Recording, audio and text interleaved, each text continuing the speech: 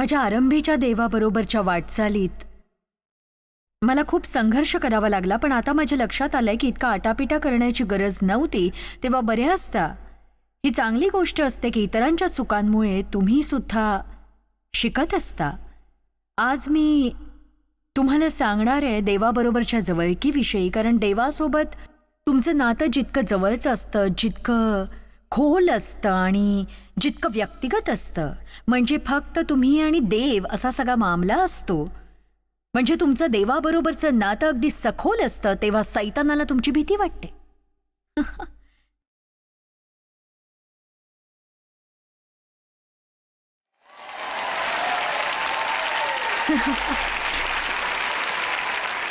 मी हे पुन्हा एकदा सांगेन तुम्हाला, जितकं खोल, जितकं जवळचं, जितकं व्यक्तिगत, जितकं अस्सल असं नातं तुम्ही देवाबरोबर विकसित करता, तितकी सैतानाला तुमची भीती वाटते.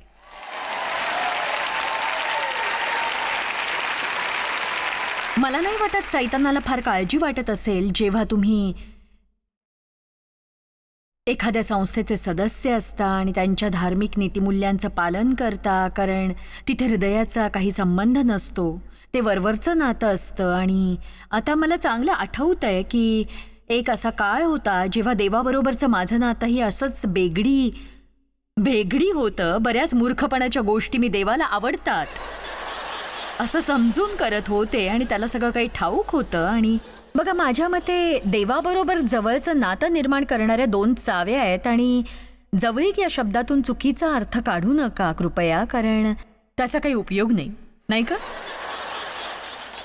देवाला तुमच्याशी जवळचं, वैयक्तिक, जिव्हाळ्याचं, प्रीतीचं, मजबूत आणि घट्ट असं नातं जोडायचं आहे. त्याला तुमच्याशी मैत्री करायची. ख्रिस्तीपणा म्हणजे दर रविवारी चर्चची यात्रा करणं नव्हे. आपण यावर मात करायला हवी. तुम्ही ख्रिस्ती आहात का? मी चर्चला जातो, पण तितकं पुरेसं नाही आहे. तुम्ही ख्रिस्ताच्या प्रेमात पडला आहात का? तुम्ही त्याच्या आज्ञेत चालत आहात का? आणि तुम्ही चर्चला जाता तरी कशाला? फक्त आशीर्वाद मिळवण्यासाठी? मला माझे आशीर्वाद मिळवायचे आहेत, मला आशीर्वादाची गरज आहे. तुम्ही आशीर्वाद बनवून जाता की इतर लोकांना वचनात वाढवून त्यांच्याशी सहभागिता राखायला आणि संपूर्ण हृदयाने देवाची आराधना करायला? मला नाही वाटत की चर्च जसं हवं तसं जगाला प्रभावित करतंय. तिथे बराच अंधार दाटलाय प्रियांनो, आणि आपल्याला प्रकाश द्यायची वेळ आली आहे. आपण जगाचा प्रकाश आहोत, पण कित्येक जण आपले दिवे चालू करायला विसरलेत. आणि आपल्यातील प्रत्येकाला, त्यात अगदी मी स्वतःचा सुद्धा समावेश करते, आपल्याला जगात जे काही चाललंय त्याविषयी अधिक गंभीर व्हायला हवं आणि आपल्या जीवनाविषयी अधिक दक्ष राहायला हवं आपण. आणि याची जाणीव ठेवायला हवी की एक दिवस आपल्याला देवापुढे हिशेब द्यावा लागणार आहे. स्वर्ग किंवा नरक याविषयी तो असणार नाही, कारण कृपेने आपलं तारण झालंय. म्हणून मी स्वतःचा किंवा देवाचा वेळ वाया घालवू इच्छित नाही. फलहीन लोकांसारखं मला व्हायची इच्छा नाही. इथे बसून मला जागा व्यापायची नाही. फक्त मूर्खपणाच्या गोष्टी बोलून मला देवासोबत वाद घालून वेळ घालवायचा नाहीये. ही वेळ आहे समर्पणाची, आणि ही वेळ आहे आज्ञापालनाची, आणि देवासोबत आपलं नातं खरेपणानं पक्क करण्याची. देवाबरोबर जवळचं नातं निर्माण करण्यासाठी दोन मुख्य किल्ले आहेत, आणि बघा किती जणांना ते हवेत. ओके, त्या दोन किल्ले आहेत मनाचा खरेपणा, देवाशी खरेपणाचं नातं असणं. काहीही लपवू नका. तुमच्या जीवनातील कुठलाही हिस्सा स्वतःसाठी राखून ठेवू नका आणि देवापासून काही लपवून ठेवू नका. तुम्ही म्हणता नाही इथे नको देवा, हे सोडून काही बोल. प्रत्येक गोष्ट येशू म्हणाला, प्रत्येक गोष्ट जी पित्याची आहे ती माझी आहे, आणि प्रत्येक गोष्ट जी माझी आहे ती पित्याच्या मालकीची आहे. जर तुमच्या जीवनातला लहानसा कप्पा जरी तुम्ही स्वतःसाठी राखत असाल, देवाला प्रवेश देत नसाल, म्हणत असाल बाकी सगळ्या गोष्टीत मी व्यवस्थित वागते ना, पण इथे मात्र नको, नाही. प्रत्येक गोष्ट, त्याला प्रत्येक गोष्टीत प्रथम स्थान हवंय. तर तुम्ही देवाशी खरेपणानं वागा. आणि प्रार्थना, बऱ्याचदा आपण प्रार्थनेला किचकट स्वरूप देत असतो आणि ती फक्त एक प्रथा बनून जाते. पण बघा, प्रार्थना म्हणजे देवाजवळ आपलं मन मोकळं करणं, एका मित्राप्रमाणे प्रामाणिकपणे आपलं हृदय मोकळं करणं. बोलायचं म्हणून बोलायचं असं नाही. प्रार्थना करताना आवाज बदलायची गरज. ओ परम पवित्र पित्या, लोकांना मी असं म्हणताना ऐकलंय. ते एका आवाजात बोलतात आणि दुसऱ्याच आवाजात प्रार्थना करतात. मी पैजेवर सांगते, देव म्हणत असेल तू यावर जरा मात करशील का?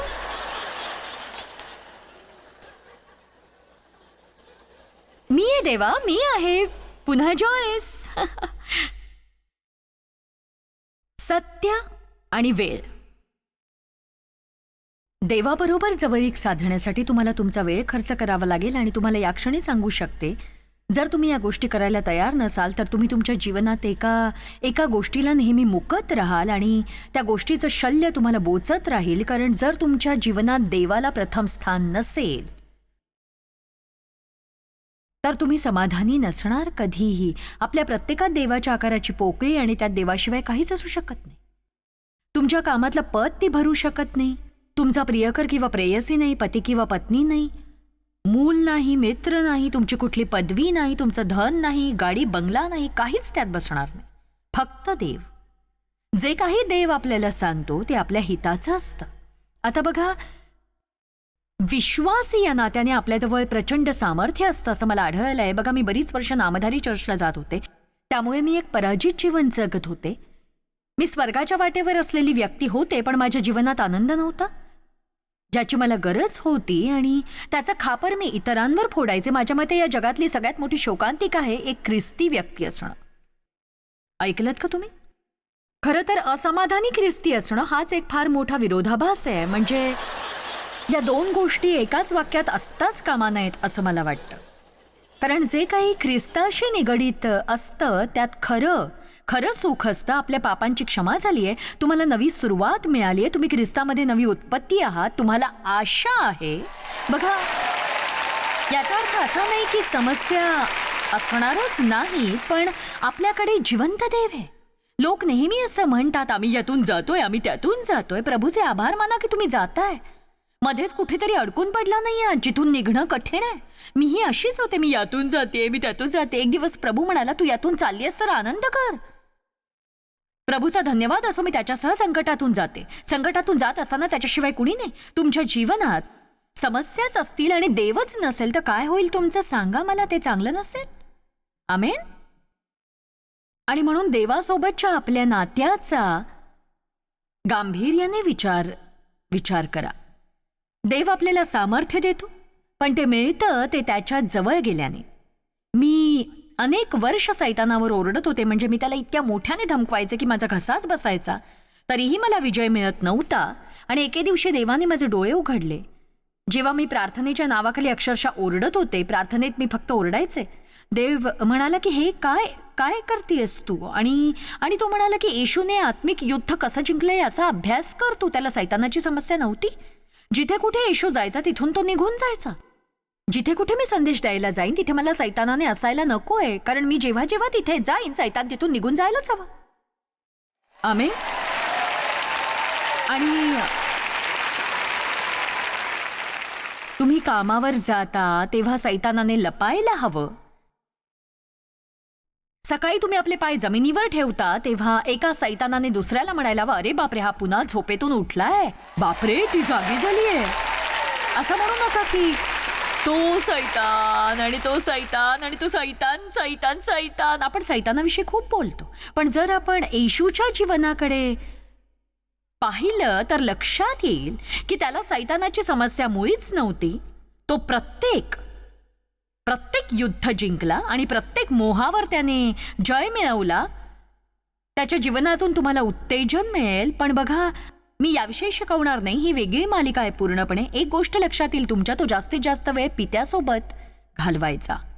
तो नेहमीच पित्यासोबत असायचा. आपण देवासोबतचं आपलं नातं दृढ करायला हवं. आणि जर मी तुम्हाला सांगितलं, जर तुम्ही सर्व सत्याने जगाल, मी म्हटलं तुमच्यापैकी किती जणांना नित्यनेमाने देवासोबत सहभागितेचा समय घालवणं कठीण जातं, त्यासाठी स्वतःला शिस्त लावणं कठीण होतं. कदाचित प्रत्येक हात सहज वर येईल. आणि जर सैतान या गोष्टीपासून रोखण्यासाठी युद्ध करतो तर मग आपण ते का करत नाही? ते महत्वाचं का नाही वाटत तुम्हाला? सांगा मला. बघा, मी लोकांना नेहमी सांगत असते, तुम्ही सकाळी उठून माझा कार्यक्रम पाहता ते चांगलं आहे, पण माझ्यासाठी देवाचा व्यापार करू नका. ऐकलत का तुम्ही? असं समजू नका की तुम्ही टीव्हीवरचा एखादा संदेश ऐकला म्हणजे देवासाठी वेळ दिला. तुम्ही या सभेला आलात आणि 2 दिवस वास्तव्य केलं याचा मला आनंद आहे. रविवार सकाळच्या आराधनेला मी इथे सकाळी 9:45 हजर असेन. तुम्ही तुमच्या चर्चला जाऊ शकता, तिथे विश्वासू राहा. संध्याकाळी 6 वाजता मी पुन्हा इथे येईन. तुम्हाला इथे आमंत्रण आहे, पण तरी तुम्ही देवासोबत वेळ घालवा. मला वाटतं तुम्ही सकाळी उठण्याचे थोडे कष्ट हे घ्यायलाच हवेत आणि इथे येण्यापूर्वी देवासोबत वेळ घालवायला हवा. आमेन. तुम्ही आपल्या नोट्स तयार करा आणि मग तुम्ही देवासमोर येऊन बसा आणि त्या नोट्स नीट वाचा. कशासाठी ठाऊक आहे? आम्ही तुम्हाला तुमच्या जीवनासाठी फक्त तुकडे देणार आहोत आणि एक तुकडा तुम्हाला आज मिळेल, एक उद्या सकाळी, एक उद्या संध्याकाळी, शनिवारीही. काही जण शिक्षणासाठी अगदी सकाळी येऊ शकतात, पण तुम्हाला सगळं काही तुकड्यांमध्ये मिळेल. पण जोवर तुम्ही देवाकडे जात नाही तोवर हे असंच असेल. मग प्रभूला म्हणा की मला वचनाचं मोठं ज्ञान मिळालं आहे, पण त्याचं कार्य माझ्या जीवनात व्हायला हवं, म्हणून प्रभू मी ते तुझ्या पुढे आणतो, कारण तुझ्याशिवाय कार्य होणं अशक्य आहे. आणि तू तुझ्या सेवकांना दिलेल्या दानांबद्दल मी तुझे उपकार मानतो, पण ते तुझी जागा कधीही घेऊ शकत नाहीत. म्हणून तू हे माझ्या जीवनात घाल आणि त्याचं कार्य कर आणि त्यावर मला प्रकटीकरण दे. असं समजू नका की तुम्ही काही संदेश ऐकले म्हणजे घरी जाऊन जग बदलण्याची योजना आखू शकता, कारण आता तुम्हाला थोडी अधिक माहिती मिळाली आहे म्हणून. बघा, आपली सगळ्यात मोठी समस्या ही आपल्याला सत्य जाणायचं असतं आणि ते आपण अगदी झटपट आणि भरपूर प्रमाणात ऐकत असतो आणि आपल्याला ते हवं असतं. म्हणजे बघा, मग ते दूरदर्शनच्या माध्यमातून असो, रेडिओच्या असो, सीडीज, डीव्हीडीज, विविध माध्यमातून संदेश मिळू शकतात. तुम्ही 20 वेगवेगळे संदेश 5 दिवसात ऐकू शकता. पण आपल्याला ठाऊक असतं की त्यातील गोष्टी आपल्या वास्तविक जीवनात उतरत नाहीत, कारण त्यावर आपल्याला मनन करावं लागतं, अभ्यास करावा लागतो. त्या गोष्टींना आपल्या हृदयात जागा द्यावी लागते, नीट ऐकावं लागतं. कारण जेव्हा तुम्ही नीट ऐकता तेव्हा तुम्ही म्हणता याचीच मला गरज होती आणि माझ्या जीवनालाही. मग तुम्ही त्यावर आपले नोट्स काढा, मग त्यावर तुम्हाला सखोल अभ्यास करावा लागेल आणि मग प्रभूकडे जाऊन तुम्हाला म्हणावं लागेल की प्रभू मला यावर सखोल अभ्यास करायचाय, मला हे शिकायचंय, समजून घ्यायचंय, यात वाढायचंय. तूच मला सांग, प्रकाश दे आणि मला बायबलमधल्या अशा वचनांचा अर्थ जाणून घ्यायचा आहे. व्यक्तिगत अभ्यासाला पर्याय नाही. जे तुम्हाला वचन भरवतात त्यांना तुम्ही वैयक्तिक अभ्यासाचा पर्याय समजून दुर्लक्ष करू नका. आमेन.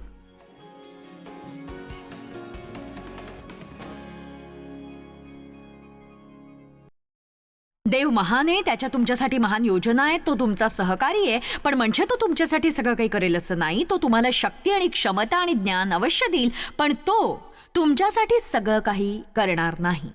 तुम्हाला कष्ट घ्यावेच लागतील, ते सुद्धा सातत्याने घ्यावे लागतील. त्यात तुम्हाला टिकून राहावं लागेल, मध्येच सोडून देता येणार नाही. जीवनातील काही गोष्टी तुम्हाला सोडून द्याव्या लागतील आणि तुम्हाला न आवडणाऱ्या काही गोष्टी कराव्या लागतील. तुम्हाला आवडणाऱ्या गोष्टी सोडून द्याव्या लागतील. पण त्या प्रत्येक गोष्टीमुळे तुम्ही नंतर इतके सुखी व्हाल की तुम्हाला त्याची कल्पनाही येणार नाही. कोणतीही शिस्त वर्तमान काळी आनंदाची वाटत नाही, पण नंतर त्यामुळे मिळणारं फळ अद्भुत असतं. कारण ठाऊक आहे, कुणीतरी तुमची जीवापाड काळजी घ्यायला लागलेलं असतं आणि ते नंतर कधीतरी होणार असतं. वेळ कुणासाठीही थांबत नाही. हालेलुया. इफिस्करास अध्याय 6 वचन 10. मी तुम्हाला वचनातून दाखवू इच्छिते की देव तुमच्यासाठी लढाई करेल जर तुम्ही त्याच्यासोबत घट्ट नातं स्थापित करायचं असं ठरवलं तर. शेवटी प्रभूमध्ये व त्याच्या प्रभावी सामर्थ्याने बलवान होत जा. प्रभूच्या सामर्थ्याने बलवान. हा आणखी एक मार्ग आहे देवाबरोबर खोल, घट्ट, जवळचं आणि वैयक्तिक नातं निर्माण करण्याचा. या शब्दाची व्याख्या द्यायची झाल्यास ती आहे प्रत्येक लहान सहान बाबींमध्ये गुंतणं. देव तुमच्या जीवनातल्या प्रत्येक गोष्टीत गुंतू इच्छितो, तुमच्या जीवनातल्या प्रत्येक गोष्टीत. ऐकलत का तुम्ही? बघा, मला आठवतंय देवाने 76 मध्ये मला स्पर्श केला आणि त्याने मला त्याच्या आत्म्याच्या सामर्थ्याने जेव्हा भरलं तेव्हा मी देवाचा अनुभव घेतला.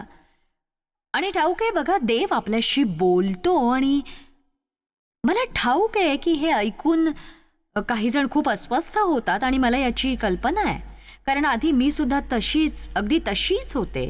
म्हणजे बघा, एका सभेमध्ये मी याविषयी बोलत होते. म्हणजे मी लोकांना देवाच्या बोलण्याविषयी सांगत होते आणि मी असं म्हटलं देव म्हणाला आणि त्यावेळी एक माणूस उठला आणि माझी चूक सुधारू लागला. पण मी काही काही लोकांना गोंधळात टाकत नाहीये, कारण बायबल वाचताना देव आपल्याशी बोलतो हे तुम्हाला ठाऊक नाही का?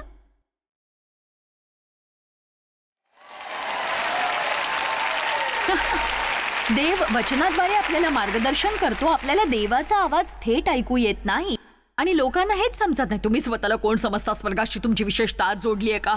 बघा, माझी मेंढरं माझी वाणी ऐकतात, त्या अनोळखी व्यक्तीची वाणी ऐकणार नाही.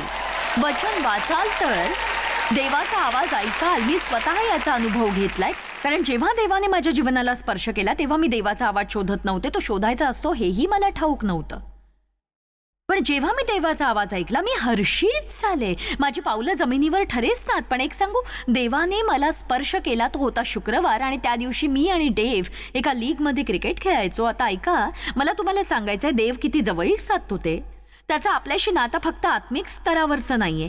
देव जीवनातल्या प्रत्येक गोष्टीची काळजी घेत असतो. अगदी तुमच्या रेशनच्या दुकानाची, घराच्या स्वच्छतेची, तेल बदलण्याची, ट्रॅफिकमधून निघण्याची, डायपर्स बदलण्याची. देव या सगळ्या गोष्टींमध्ये आपल्याशी जवळीक साधतो. तुमच्याशी निगडीत प्रत्येक बाबीमध्ये त्याला रस आहे, अगदी प्रत्येक. देवाला या गोष्टीत रस नाही असं समजून त्याला दूर सारू नका. तर आम्ही क्रिकेटही खेळायचो आणि माझ्या बॉलिंगसाठी मी देववचनाच्या शोधात नव्हते निश्चितच. मला तर त्याविषयी काहीच ठाऊक नव्हतं आणि माझ्या आत्म्यात मी असं ऐकलं की तुझ्या खेळात तुला माझी मदत नको का?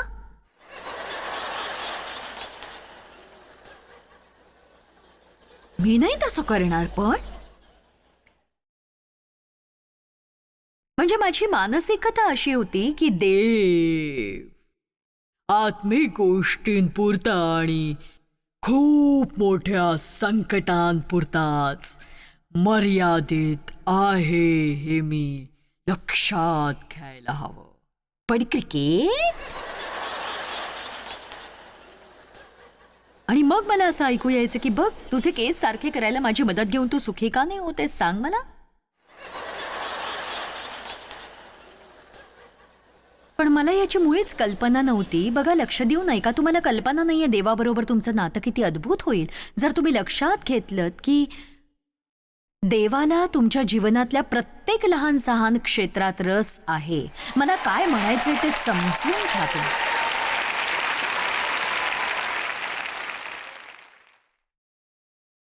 मला दोनच गोष्टी शिकवायच्या आहेत, जे शक्य नाही कारण टीव्हीसाठी मला नेहमीच विषय लागतो. पण जर मी फक्त जागोजागी जाऊन संदेश देणारी असते तर प्रत्येक चर्चमध्ये मी हे दोनच संदेश दिले असते, एक हा आणि दुसरा प्रीतीचा. कारण बायबल हेच म्हणतं की ही सगळ्यात महत्वाची आज्ञा आहे की तू आपला देव परमेश्वर याजवर सर्व मनाने, संपूर्ण जीवाने, संपूर्ण हृदयाने, संपूर्ण शक्तीने, आपल्या सर्वस्वाने अगदी भरभरून प्रीती कर. आणि दुसरी आज्ञा आहे की आपणावर तशी आपल्या शेजाऱ्यावर प्रीती कर. चर्च खूप काम बाकी आहे. आपल्याला पुष्कळ गोष्टी नीट करायच्या आहेत आणि आपल्याला आता वाढायचंय. आमेन. तुम्हाला याची जाणीव व्हायला हवी की देवाला तुमच्या जीवनातल्या प्रत्येक क्षेत्रात सहभागी व्हायचंय. त्याला दूर सारण्याचा प्रयत्न करणं सोडा. तुमच्या जीवनाचे आत्मिक आणि ऐहिक असे हिस्से करू नका. ज्यात देव असतो ते सगळं काही पवित्रच असतं. किराणा दुकानात जाणंही चर्चला जाण्या इतकंच पवित्र असू शकतं, सोबत देव असेल तर. तुम्ही जिथे जिथे जाल तिथे लोकांना वचनातून प्रोत्साहन द्याल, लोकांच्या चेहऱ्यावर स्मितहास्य फुलवाल, लोकांचं दुःख काही अंशी कमी कराल, त्यांच्या गरजा भागवाल, मदत करायला तत्पर असाल. बाहेर जा आणि देवाचे हेर बना. आमेन. मग तुम्ही स्वतःच्या जीवनाविषयी इतके उत्साही असाल की विचारूच नका. तुम्हाला ध्येय असेल. माझा ध्येय आहे माझा प्रकाश चमकावा. माझा ध्येय प्रत्येकाच्या मुखावर हास्य फुलवावं. रोज सकाळी उठून माझ्या मनासारखं घडलं नाही म्हणून चिडचिड आणि तणतण करणं माझं ध्येय नाही. माझं तारण टिकवण्यासाठी देवाला लाच देणं हे माझं ध्येय नाहीये. किंवा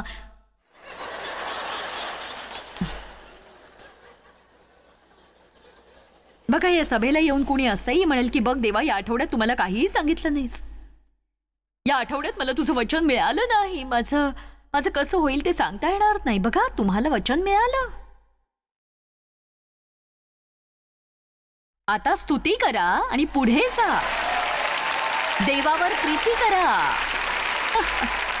आमेन. आणि स्वतःवरही प्रीती करा तुम्ही. जवळीक म्हणजे समर्पित हृदयाची प्रीती. वाह. आणि प्रीती सदैव आपल्या हृदयात बाळगणं आणि या प्रीतीमुळे प्रत्येक गोष्ट वाटून घेणं. मैत्री म्हणजे दोन भाग एक होणं. दोन भाग एक होणं. बलवान व्हा म्हणजे त्याच्या प्रीतीत एक व्हा. त्याच्या प्रभावी सामर्थ्याने बलवान होत जा. सैतानाच्या डावपेचांपुढे तुम्हाला टिकाव धरता यावा म्हणून देवाची शस्त्रसामग्री धारण करा. एका सशस्त्र सैनिकाप्रमाणे देवाची शस्त्रसामग्री धारण करून सैतानाशी लढा. पण आपण हे कसं काय साध्य करू शकतो? प्रभूमध्ये बलवान व्हा. त्याच्या सामर्थ्याने आणि त्याच्या ऐक्याने, त्याच्या सहभागितेने तुम्ही त्याच्याशी अगदी जवळचं नातं जोडा. कारण आपले झगडणे रक्तमांसाबरोबर नव्हे तर सत्तांबरोबर, अधिकाऱ्यांबरोबर आणि सध्याच्या काळोखातील जगाच्या अधिपतींबरोबर, आकाशातल्या दुरात्म्यांबरोबर आहे. जगाच्या अधिपतींबरोबर आणि आकाशातल्या दुरात्म्यांबरोबर आहे. आता मला हे सांगू द्या, बऱ्याचशा गोष्टी घडत असतात त्या अदृश्य जगात, ज्याला आपण विसरतो. आणि त्या अदृश्य जग या दृश्य जगा इतकंच वास्तविक आहे. आणि तिथे ईश्वरी संरक्षण आहे, आपल्यासाठी देवदूत आहेत. पण बरीचशी दुष्टाई आणि पुष्कळशा वाईट गोष्टी आणि बऱ्याच सैतानी शक्ती आपल्या विरुद्ध हल्ला करू पाहतात. तेव्हा माझ्या मते तुम्ही प्रकाशाची शस्त्रसामग्री धारण करा. आणि जेवढा वेळ तुम्ही देवासोबत घालवता तेवढं तुम्ही ख्रिस्ताला आणि त्याच्या प्रकाशाला आणि त्याच्या नवीन स्वभावाला धारण करता. सैतानाला तुमचं काय करावं ते कळत नाही. ज्या प्रकाशाचं तुम्हाला कवच लाभतं तेच सैतानाला त्याच्या अंधारात अंधळ करून टाकतं.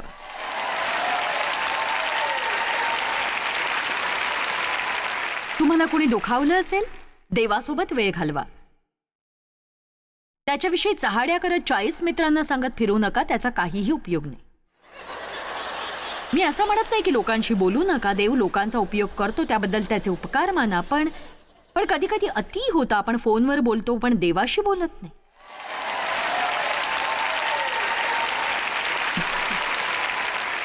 तुम्हाला सर्वोत्तम मित्र आहेत. तुम्हाला निराश वाटतं तेव्हा प्रथम देवाकडे जा. रागाने बेभान होता आणि एखाद्याची क्षमा करायची असते पण ते करणं कठीण वाटतं तेव्हा देवाकडे जा. देव तुम्हाला त्यासाठी शक्ती आणि बुद्धी देईल. तुम्ही म्हणाल, प्रभू तू मला कृपा पुरवेपर्यंत मी तुझ्या समोरून हटणार नाही. मला तुझी इच्छा पूर्ण करायची आहे आणि तुला आवडेल असं मला लोकांना वागवायचं आहे. खरंच देवा. पण तुम्हाला प्रार्थना करावी लागेल. त्यासाठी तुम्ही विशिष्ट ठिकाणीच जायला हवं असं काही नाही. एखाद्या मॉलच्या बाथरूममध्ये सुद्धा तुम्ही प्रार्थना करू शकता. माझ्या नवऱ्याला नवीन जन्माचा अनुभव मिळाला. तो 18 वर्षाचा असताना, ते सुद्धा कामातल्या बाथरूममध्ये. देवाच्या कार्यात पॉटी येऊ शकत नाही. क्षमा करा, मी रोखू शकले नाही. कदाचित त्याबद्दल मला ताडण होईल, सांगू शकत नाही. पण मला देवाचा अपमान करायचा नाहीये. मला इतकंच सांगायचंय की देव खरंच इतका पवित्र आणि अद्भुत आणि इतका महान आणि इतका सामर्थ्यशाली आहे की तो आपल्यापर्यंत आपण आहोत तिथे यायला कचरत नाही. तो म्हणतो की मी तुझ्याकडे आलोय. तुझ्यावरच्या प्रेमाखातर मी तुझ्या जवळ आलोय. आणि तो म्हणतो मी तुला सोडणार किंवा टाकणार नाही. बघा, मी पृथ्वीच्या अंतापर्यंत तुझ्या बरोबर सदोदित आहे. बघा, आपल्याला इतकं मिळून सुद्धा आपण इतके अंध होऊन जातो कधी कधी. खरंच इतका झगडा करतो की असं वाटतं की प्रभू येशू येईपर्यंत आपल्या हातून काहीही होणार नाही. फक्त तोडगा वाजतो.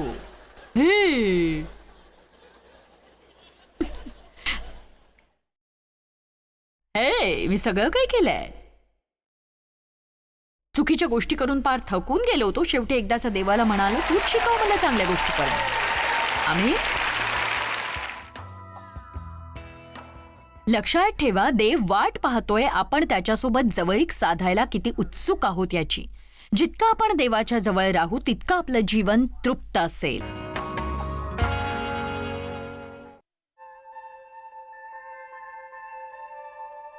आम्ही तुमची प्रशंसा करतो.